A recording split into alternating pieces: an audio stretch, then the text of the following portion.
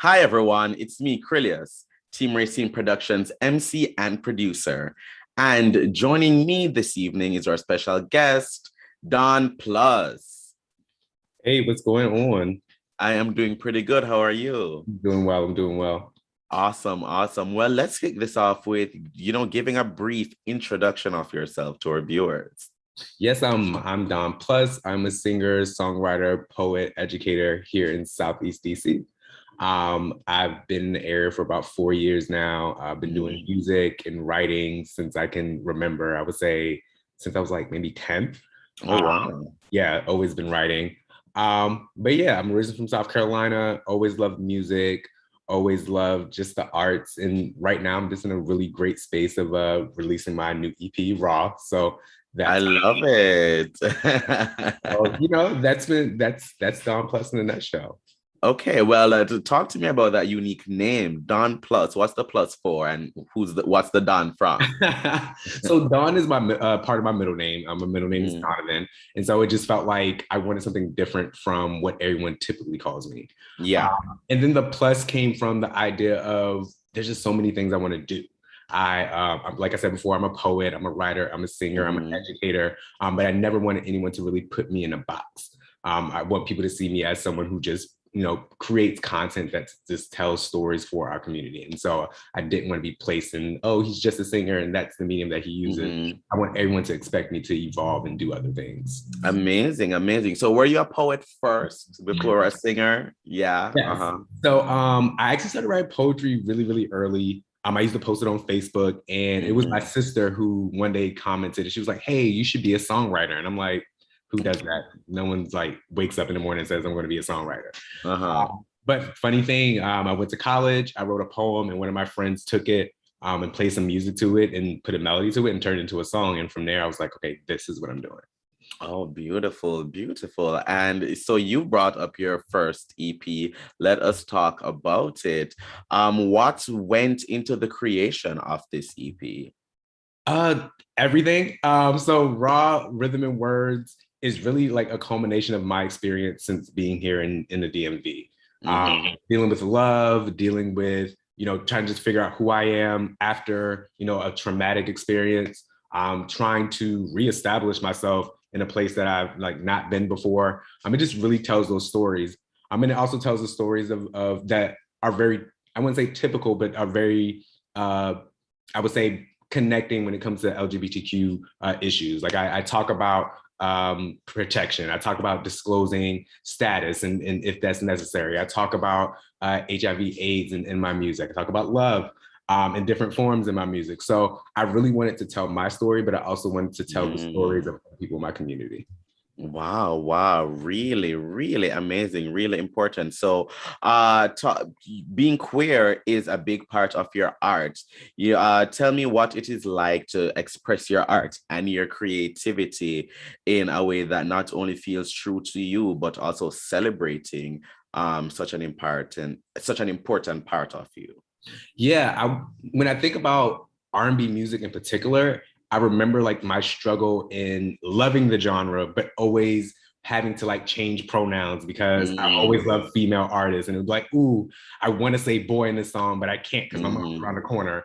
Or singing a song by a male artist and realizing different things about my voice, but also realizing that they're talking to females and not connecting with the videos and not connecting with mhm. the songs as much.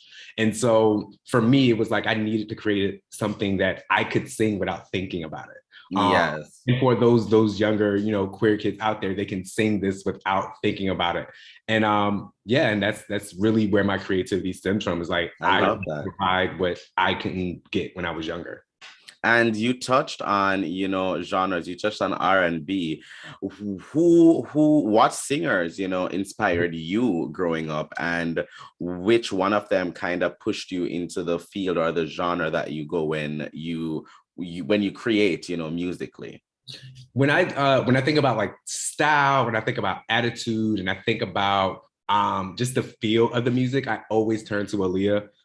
She is like Okay. a great inspiration. Listening to my song "Make a Move," it kind of stems from that whole Aaliyah vibe. I just like Yeah. that she had this. It was very calm and cool, collected, but it was also very sexy. And so like that Yes, kind of yes. the vibe I want to give off. But when I think about writing, I automatically snap into Babyface. He's like one of the greatest writers of all time. And that's kind of in my head who I would like to be eventually. Like I want queer artists to come to me and say, hey, I need you to write this song for me, or hey, jump on this track so that I can get that Dawn Plus feel. And that's the goal. Amazing. You said you're also an educator. Talk to me. What do you educate the kids in? So ironically enough, I'm an English teacher. Okay. I've been teaching for about 8.5 years now.